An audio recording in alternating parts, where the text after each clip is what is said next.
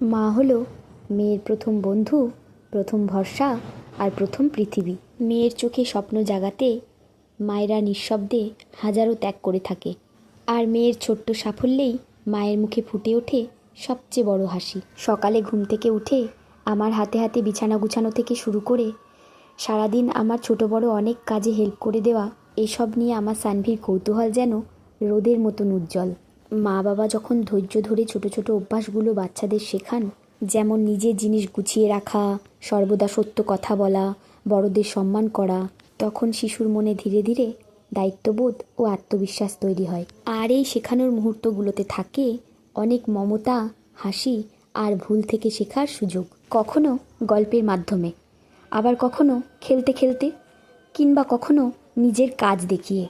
এইভাবেই ছোট্ট সোনা নিজের জীবনকে বুঝতে শেখে। এইভাবেই সহযোগিতা, বিশ্বাস আর মমতার স্পর্শে মা মেয়ের সম্পর্ক হয়ে ওঠে জীবনের সবচেয়ে সুন্দর বন্ধন। আর এই ছোট ছোট সাহায্যের মাঝেই লুকিয়ে থাকে ভালোবাসা আর যত্ন। মায়ের সাথে মেয়ের সম্পর্ক শুধুমাত্র মা সন্তানের নয়, এ এক গভীর বন্ধনের গল্প। আজ গল্পটা এতটুকুই থাক। ভালো লাগলে অবশ্যই জানাবেন।